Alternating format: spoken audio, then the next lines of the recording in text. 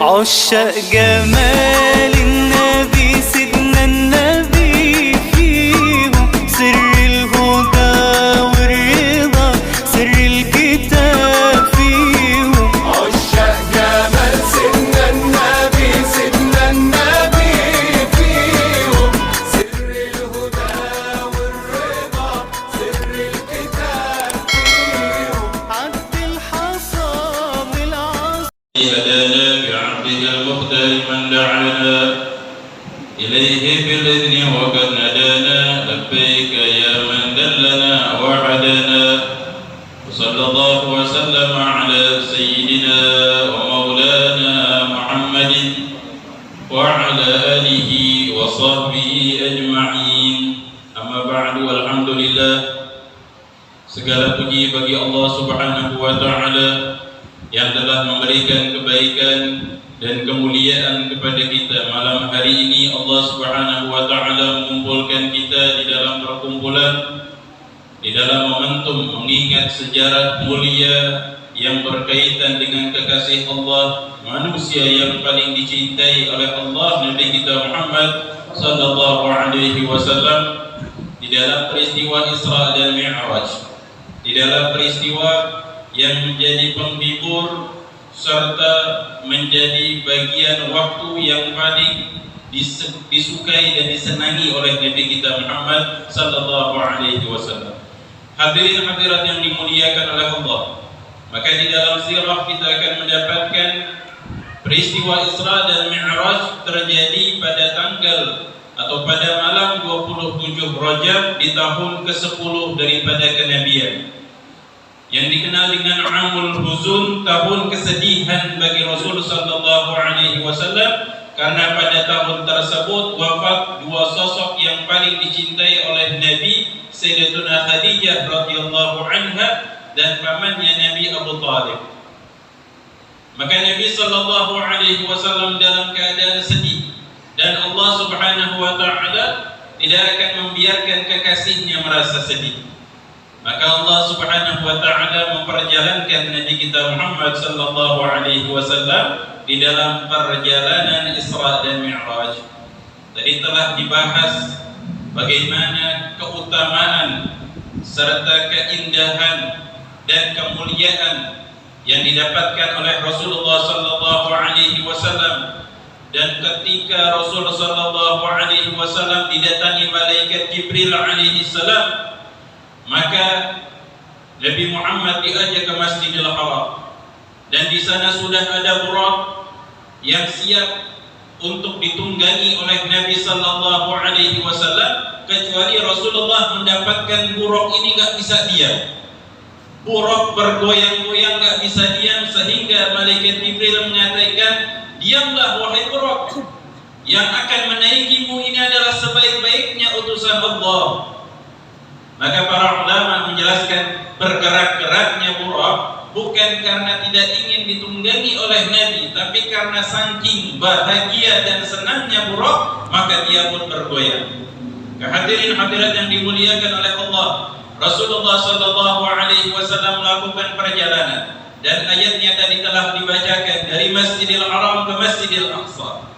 Sampai di Masjidil Aqsa, Nabi Muhammad sallallahu alaihi wasallam ditawarkan dengan dua minuman, laban dan khamar, susu dan minuman keras. Maka Nabi sallallahu alaihi wasallam memilih susu, dan malaikat Jibril pun mengatakan, "Wahai Rasulullah, kalau seandainya engkau memilih khamar, ghawat ummatuka, maka akan kacau balau daripada keadaan umatmu." Hadirin yang dimuliakan oleh Allah, dan sungguh Nabi Muhammad sallallahu alaihi wasallam dari beliau dilahirkan sampai beliau diutus oleh Allah Subhanahu wa Ta'ala, bahkan sampai wafatnya meminum minuman khamar. Akan tetapi di sini ada hikmah, bahwasanya Nabi sallallahu alaihi wasallam, apa yang dilakukan oleh Rasulullah di dalam memilih suatu hal bukan hanya kebaikan bagi Nabi Muhammad, tapi kebaikan juga bagi umat Nabi Muhammad sallallahu alaihi wasallam. Lalu Rasulullah pun menjadi imam, yang di belakangnya makmum adalah para anbiya wal mursalin yang berjumlah sampai 120.000 nabi. dan semuanya menjadi makmum dan Rasulullah adalah imam, maka beliau adalah Sayyidil Mursalin. Nabi Muhammad adalah pemimpin daripada para rasul. Lalu Rasulullah melanjutkan perjalanan Mi'raj. Di langit yang pertama bertemu Nabi Allah Adam alaihi salam, disambut oleh Nabi Allah Adam alaihi salam, dan Rasulullah memperhatikan Nabi Allah Adam. Nabi Allah Adam alaihi salam jikalau menengok ke arah kanan terlihat tersenyum wajahnya. Akan tetapi kalau seandainya menengok ke arah kiri akan terlihat sedih wajahnya. Maka Rasulullah pun bertanya kepada malaikat Jibril. Malaikat Jibril menjelaskan bahwasanya Abina Adam alaihi salam, beliau ketika melihat ke arah kanan sedang melihat daripada alamul arwah keturunan Nabi Allah Adam, yang dimana mereka adalah golongan yang masuk ke dalam surga. Melihat mereka Nabi Allah Adam tersenyum. Akan tetapi ketika melihat ke arah kiri, maka melihat daripada alamil arwah keturunan Nabi Allah Adam yang masuk ke dalam neraka, maka beliau pun merasa sedih daripada keadaan keturunannya. Hadirin yang dimuliakan oleh Allah, maka berlanjutlah perjalanan Nabi Muhammad sallallahu alaihi wasallam. Di langit yang kedua bertemu Nabi Allah Yahya dan Nabi Allah Isa. Di langit yang ketiga bertemu Nabi Allah Yusuf, bertemu Nabi Allah Idris, bertemu Nabi Allah Harun, dan di langit yang keenam bertemu Nabi Allah Musa alaihi salam. Dan Nabi Allah Musa alaihi salam pun cemburu dengan umat Nabi Muhammad sallallahu alaihi wasallam. Karena kecemburuan yang dirasakan oleh Nabi Allah Musa melihat umatnya Nabi Muhammad adalah umat yang paling banyak masuk ke dalam surga Allah Subhanahu wa ta'ala. Maka Rasulullah melanjutkan perjalanan ke langit yang ketujuh bertemu Nabi Allah Ibrahim alaihi salam.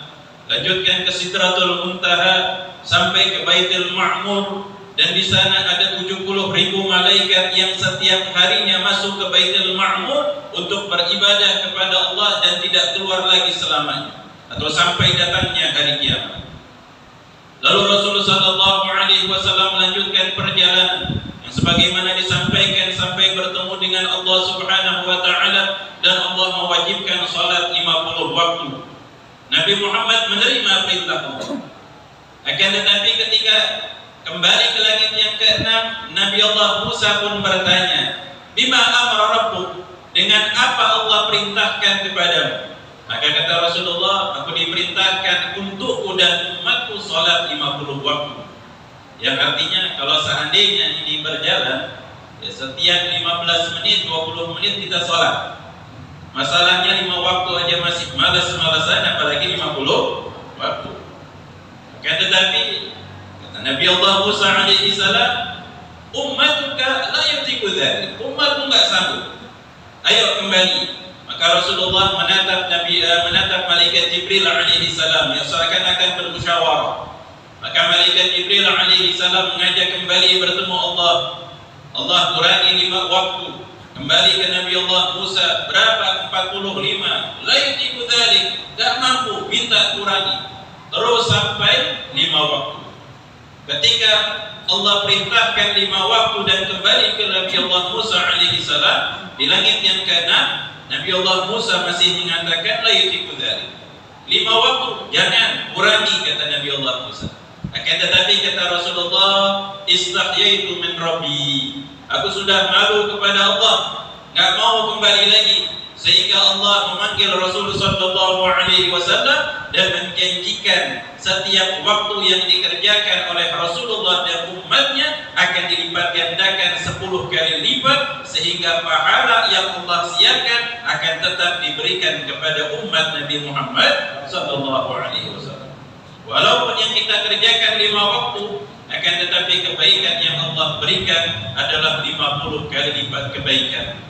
Hadirin hadirat yang dimuliakan oleh Allah, sebagaimana tadi telah disampaikan, ketika Rasulullah sampai di Mekah banyak keraguan.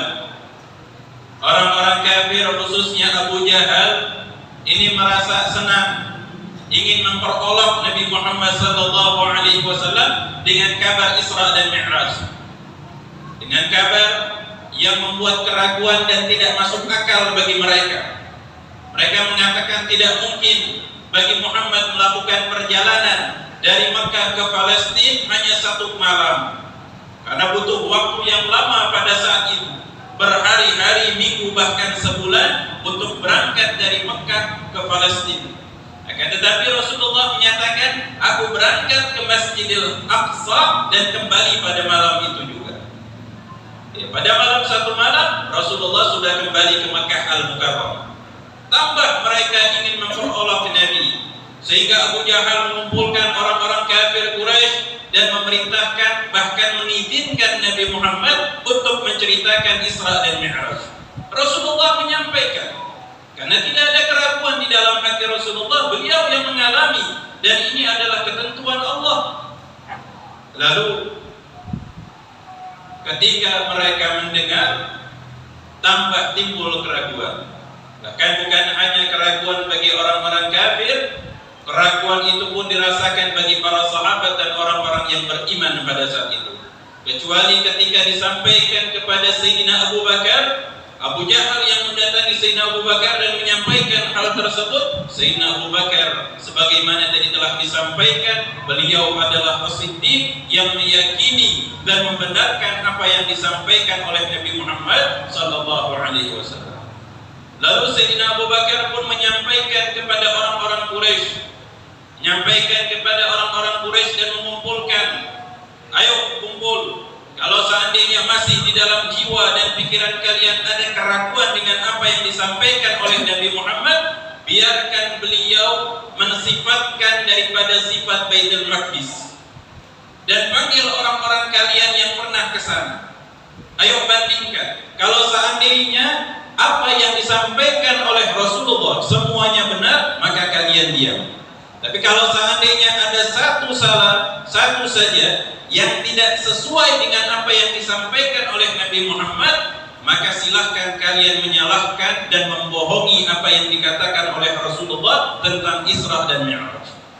Maka Rasulullah SAW pun menceritakan, dan disebutkan di dalam riwayat, Allah menampakkan keadaan Palestina, Allah menampakkan keadaan Baitul Maqdis, dan Rasulullah SAW menceritakan secara detail bagaimana keadaan Baitul Maqdis, Masjidil Aqsa, bagaimana bentuk kubahnya, bagaimana pintu gerbangnya, bahkan menyebutkan jumlah tiang yang ada di Masjidil Aqsa. Hadirin hadirat yang dimuliakan oleh Allah, kita yang mungkin sering ke Masjid Al-Abrar belum tentu tahu jumlah jendela yang ada di Masjid Al-Abrar. Kalau tiang cuma ada berapa ya? Tiang aja masih ngitung dulu sekarang. Rasulullah SAW malam itu juga dan menceritakan secara detail, disebutkan jumlah tiang, sehingga mereka tidak mampu mempersalahkan atau memperolok Nabi Muhammad SAW.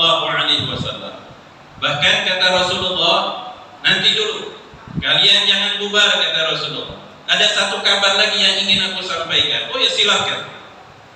Kata Nabi Muhammad SAW, ketika malam Isra, aku berangkat ke Baitul Maqdis, melihat ada rombongan kabilah bangsa Quraisy yang dimana mereka ini sedang kembali ke Mekah.